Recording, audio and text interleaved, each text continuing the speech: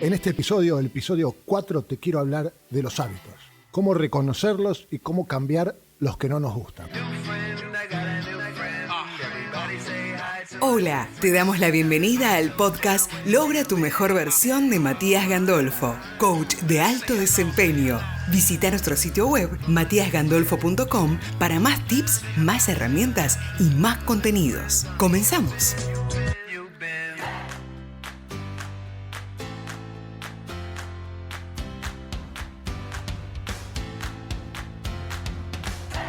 Las primeras veces que las ratas exploraban el laberinto, su cerebro trabajaba a pleno rendimiento para ordenar toda la información nueva. Pero al cabo de unos días de recorrer la misma ruta, la rata ya no tenía necesidad de rascar las paredes o husmear el aire, y la actividad cerebral asociada a rascar y olfatear cesaba. Ya no necesitaba elegir qué dirección tomar. Por lo tanto, los centros de toma de decisiones del cerebro se detenían. Lo único que tenía que hacer era recordar el camino más rápido hacia el chocolate. Al cabo de una semana, incluso las estructuras del cerebro relacionadas con la memoria estaban en reposo. La rata había asimilado de tal forma cómo recorrer el laberinto que apenas necesitaba pensar. Esto ocurrió en un estudio en la Universidad de Michigan.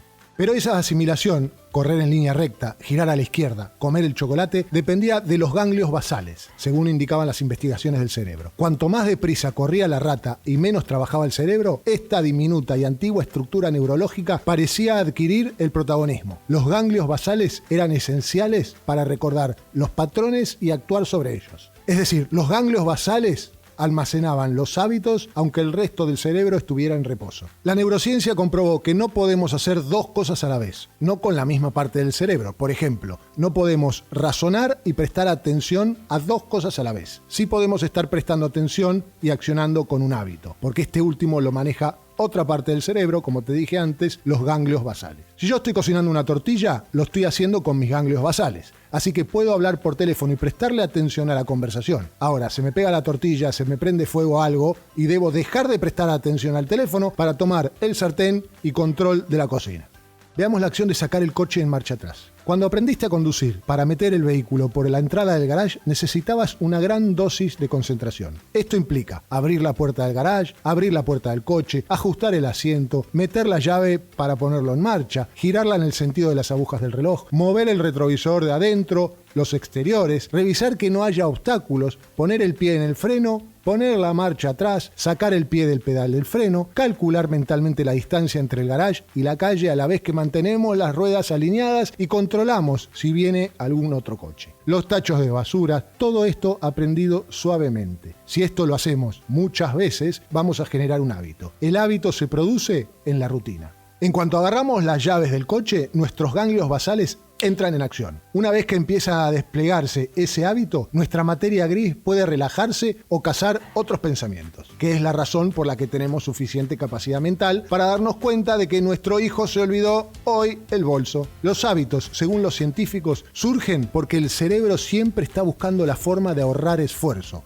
de ahorrar energía. Si dejamos que utilice sus mecanismos, el cerebro va a intentar convertir casi toda rutina en hábitos, porque los hábitos le permiten descansar más a menudo. Pero ahorrar esfuerzo mental en realidad es una trampa, porque si nuestro cerebro descansa en el momento inadecuado, puede que se nos pase por alto algo importante. Cuando aparece un hábito, el cerebro deja de participar plenamente en la toma de decisiones. Ya no trabaja tanto ni desvía su atención hacia otras tareas. Salvo que combatas deliberadamente un hábito, a menos que encuentres nuevas rutinas, el patrón se va a activar de manera automática. Quedan grabados en la estructura de nuestro cerebro, lo cual es una gran ventaja para nosotros, porque sería terrible que después de tomarnos unas vacaciones tuviéramos que aprender a manejar de nuevo. El asunto es que el cerebro no diferencia entre los buenos y los malos hábitos. Por eso, si tenés uno malo, siempre te va a estar acechando, esperando la señal y la recompensa. Esto explica por qué nos cuesta tanto crear hábitos para hacer ejercicio, por ejemplo, o cambiar la forma de comer. Una vez que desarrollamos la rutina de sentarnos en el sillón en vez de salir a correr, o la de comer cada vez que vemos una caja de donas, esos patrones van a permanecer en nuestra cabeza.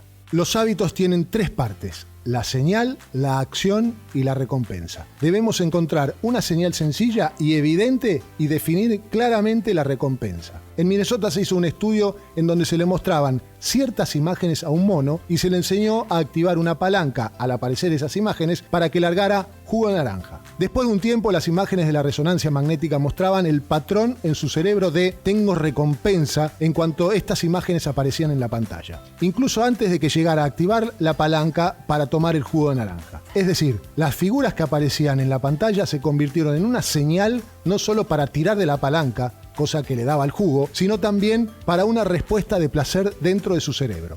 El mono empezó a esperar su recompensa en cuanto veía los espirales amarillos y garabatos rojos, las imágenes. Cuando el jugo no caía tarde o estaba diluido, Julio, así se llamaba el mono, se enojaba y emitía ruidos de descontento o se quedaba abatido. Dentro de su cerebro, Jules, el del estudio, pudo observar que estaba surgiendo un nuevo patrón, el ansia. Cuando Julio esperaba el jugo pero no lo conseguía, dentro de su cerebro aparecía un patrón neurológico asociado al deseo y a la frustración. Cuando veía la señal, empezaba a anticipar una felicidad alimentada por el jugo. Pero si este no le llegaba, esa felicidad se convertía en un deseo que, si no quedaba satisfecho, le conducía a la ira o la depresión. Los hábitos son poderosos porque crean deseos neurológicos. La mayoría de las veces estos deseos van apareciendo de forma tan gradual que realmente no somos conscientes de su existencia. Por lo tanto, desconocemos su influencia. Esto es aprendizaje básico. El hábito solo surge cuando Julio empieza a ansiar el jugo al ver la señal. Cuando ya existe esa ansia, Julio actuará automáticamente. Seguirá el hábito. Así es como se crean nuevos hábitos, uniendo una señal, una rutina y una recompensa, y luego cultivando un fuerte deseo que es el que conduce al hábito. Por ejemplo, veamos el hábito de fumar. Cuando un fumador ve la señal, es decir, un paquete de Marlboro, su cerebro empieza a esperar un chute de nicotina. Veamos lo que sucede con el WhatsApp. Cuando oímos el aviso por la llegada de un nuevo mensaje, el cerebro empieza a esperar la distracción momentánea que ofrece la apertura de un WhatsApp o correo o mensaje. Esa expectativa, si no queda satisfecha, puede aumentar hasta encontrarnos en una reunión llena de ejecutivos ansiosos que están revisando sus teléfonos por debajo de la mesa, aunque probablemente solo estén tratando de ver el último baile de tal persona en TikTok. Tony Dungy, un gran coach de la NFL por 14 temporadas que jugó un Super Bowl y lo ganó, dijo: los campeones no hacen cosas extraordinarias. Hacen cosas ordinarias, pero las hacen sin pensar, demasiado rápido para que el equipo contrario pueda reaccionar. Siguen los hábitos que aprendieron. La regla de oro para cambiar los hábitos es mantener la misma señal y la misma recompensa, insertando una nueva rutina, una nueva acción. Por alguna razón, una comida familiar o una cama arreglada activan cadenas de reacción que ayudan a que se establezcan otros hábitos. Tenemos que trabajar los pequeños triunfos. Los pequeños triunfos son justamente lo que parecen y forman parte del proceso en que los hábitos básicos crean cambios generalizados. Un gran número de investigaciones demuestra que los pequeños triunfos tienen un poder enorme, una influencia desproporcionada para lo que son los logros de las propias victorias. Los pequeños triunfos son la aplicación constante de la pequeña ventaja, escribió un gran catedrático de la Universidad de Cornell en 1984. Cuando se logró un pequeño triunfo, se ponen en marcha las fuerzas para lograr otro pequeño triunfo. Los pequeños triunfos alimentan cambios transformadores, elevando las pequeñas ventajas a patrones que convencen a las personas que puedan lograr cosas aún mayores. Hay que crear estructuras que ayuden a florecer otros hábitos para poder cambiar. Decenas de estudios demuestran que la fuerza de voluntad es el hábito básico más importante para el éxito individual. La fuerza de voluntad no es solo una habilidad, es un músculo, como lo de los brazos o lo de las piernas, y se cansa cuando trabaja duro, así que le queda menos fuerza para hacer otras cosas. Las crisis son oportunidades valiosas que un líder inteligente prolonga deliberadamente. Prolonga ese sentimiento de emergencia. Muchos accionamos más en la desesperación que en la comodidad, y eso tiene que ser modificado como hábito. ¿Cuántos accionaron de manera diferente en esta pandemia que ha pasado y en un año volvieron a lo que eran en el 2019? No aprendieron nada. Los científicos del MIT descubrieron que los hábitos de conducta evitan que nos abrumemos por la infinidad de decisiones que de lo contrario nos veríamos obligados a tomar cada día. Los hábitos de escucha existen porque sin ellos nos resultaría imposible determinar si nos tenemos que concentrar en la voz de nuestro hijo, en el silbato del entrenador o en el ruido de la calle durante un partido de fútbol de los domingos. Los hábitos de escucha nos permiten separar inconscientemente los ruidos importantes de los que debemos pasar por alto. Hay una técnica que en marketing se llama la técnica del sándwich. Se usaba mucho en las radios de los 90 y del 2000. Ponían un gran éxito y luego un tema desconocido y después otro gran éxito. La gente iba adquiriendo el tema nuevo debido a la señal que les despertaba los éxitos anteriores y posteriores. Si disfrazás algo con los viejos hábitos, es más fácil que el público lo acepte. Alcohólicos Anónimos, por ejemplo, extrae su fuerza de las reuniones donde los adictos aprenden nuevos hábitos y empiezan a creer observando a los demás cuando demuestran su fe. Perder en el casino por poco activa los hábitos que nos hacen apostar de nuevo. Los jugadores sociales, al perder por poco, experimentan una gnosis de aprensión que desencadena otro hábito, el de voy a dejarlo antes que sea peor. Los tragamonedas están programados para darnos un resultado de casi ganamos. Todo este tipo de juegos están creados por neurocientíficos. Todo esto de lo que te estoy hablando, los hábitos residen en los ganglios basales y el tronco encefálico. Esta es la parte que se encarga de ellos. Por eso podemos prestar atención, como ya te dije, a algo mientras estamos haciendo un hábito. Porque el córtex, que es donde prestamos atención, está ocupado en eso y los ganglios basales ocupados en los hábitos. Podemos elegir nuestros hábitos una vez que sabemos cómo. Todo lo que tenemos aprendido sobre nuestros hábitos, de los neurólogos que estudiaron a amnésicos hasta los expertos en remodelar empresas, es que todo se puede cambiar si entendemos cómo funcionan. Hay cientos de hábitos que influyen en nuestros días. Nos guían para saber cómo vestirnos, hablar con nuestros hijos y quedarnos dormidos por la noche. Influyen en lo que comemos, en cómo hacemos nuestros negocios o en si hacemos ejercicio o nos tomamos unas cervezas después del trabajo. Cada uno tiene una señal distinta y nos ofrece una recompensa única. Los alcohólicos más adictos pueden estar sobrios y las empresas más disfuncionales se pueden transformar. Un mal estudiante puede ser un gerente con éxito. Sin embargo, para modificar un hábito hay que declarar querer cambiarlo. Aceptar conscientemente el duro trabajo de identificar las señales y recompensas que dirigen la rutina de los hábitos. Cuando entendemos que los hábitos se pueden reconstruir, es más fácil entender el poder de los hábitos y la única opción que nos queda es ponernos a trabajar ya. La voluntad de creer es el ingrediente más importante para creer en el cambio.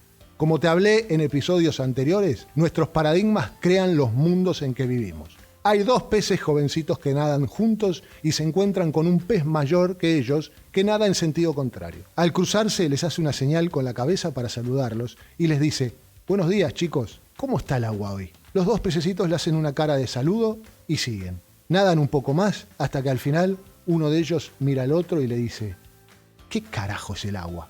El agua, los hábitos y las creencias son las opciones inconscientes y las decisiones invisibles que nos rodean a diario. El bucle neurológico simple es la esencia de todo hábito, un bucle que se compone de 3 partes, como ya te dije: una señal, una rutina y una recompensa. Para comprender tus propios hábitos, tenés que identificar los componentes de tus bucles.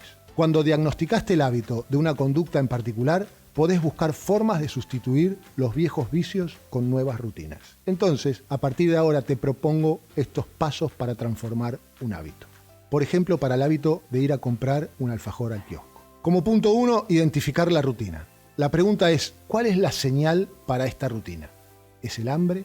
¿Es el aburrimiento? ¿Es la hipoglucemia? ¿La necesidad de hacer una pausa antes de empezar con otra tarea? La otra pregunta es: ¿y cuál es la recompensa? ¿El alfajor en sí? ¿El cambio de escenario? ¿La distracción temporal? ¿Charlar con un amigo?